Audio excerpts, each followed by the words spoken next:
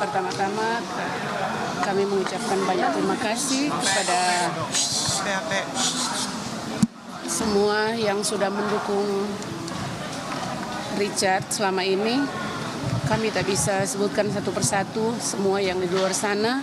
Dan juga yang pertama kepada Bapak Presiden kita, Bapak Jokowi, dan juga Bapak Kapolri, Bapak Menko Polhukam, Bapak Kabar Eskrim, dan tim khusus Parwasum dan Pak Dankor yang ada di Brimob sana.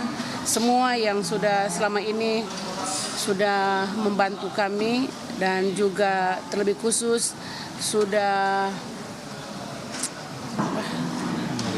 memberikan support kepada Richard dan juga kami keluarga khususnya dari awal kejadian sampai saat ini kami masih merasakan duka keluarga. Kami juga turut merasakan apa yang dirasakan oleh keluarga almarhum Yosua yang ada di Jambi sana. Dan kami bersyukur kepada Tuhan karena kami sudah dipertemukan dua keluarga. Dan kami sangat-sangat berduka cita kepada keluarga besar Bang Yosua atau almarhum Yosua yang atas apa yang telah terjadi. Dan kami sekali lagi mengucapkan banyak terima kasih juga kepada rekan-rekan media yang selama ini memberikan support kepada anak kami Baradae dan semua yang sudah mendukung Baradae selama ini. Kami mengucapkan banyak terima kasih dan semoga Tuhan akan membalas semua kebaikan dari saudara-saudara sekalian. Terima kasih.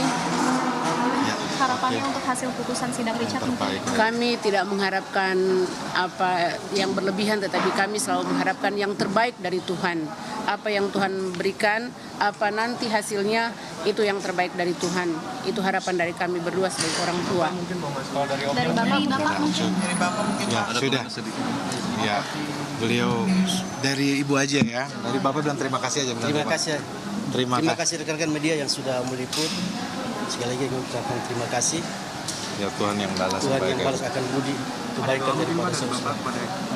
Harapan Bapak yang terbaik. Harapan saya selaku orang tua yang terbaik lah.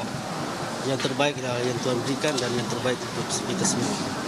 Cuma itu dan terima kasih kepada Majelis Hakim, Jaksa Penuntut Umum, semuanya terima kasih. Baik. Oke, teman-teman. Terima kasih ya. Sehat-sehat.